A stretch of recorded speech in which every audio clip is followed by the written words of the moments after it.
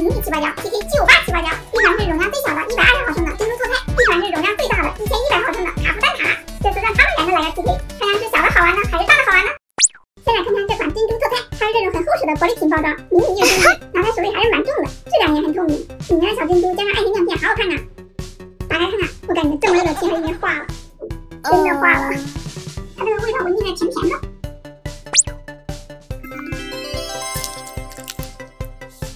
我发现它成型之后拉伸起来还蛮解压的，还有微微的金属光感。捏泡也很小，它撕紧效果还不错哎，这里有一个小爱心，虽然它有些小气泡，但是还蛮好看的耶。它起泡也蛮好看的，一根一根的。不过这个起泡要慢慢的起。这个现在我已经起了5分钟，感觉大概有个2倍左右。这个玩着还蛮解压的，而且全程都没有掉珠子哎。再来玩它这个巨无霸卡夫蛋塔七八角，它的包装像水桶一样，说大没什么特别的。打开看看里面的泥，它是这种淡黄色的，好香啊！它这个质感还是很细腻的。它也化了，把它也倒出来吧。哇，好圆啊，看着像镜子一样。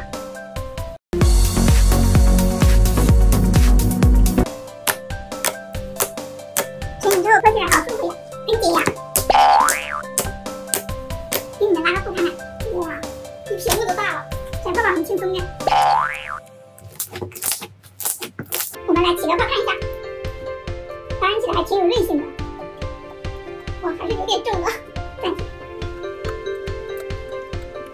给你们看，这个纹路还挺漂亮的，那就先来一波解压吧。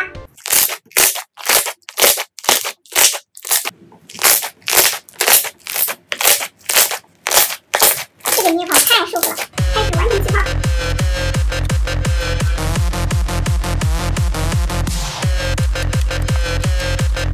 哇，胳膊好酸啊！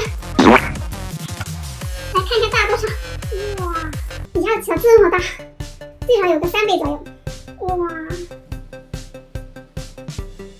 像千丝泥一样，好好看啊！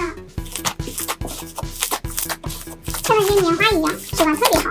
好了，现在这2款你都测评完了，感觉颜值上这款珍珠错开更好看，起泡和手感上这款巨无霸卡夫蛋塔更好。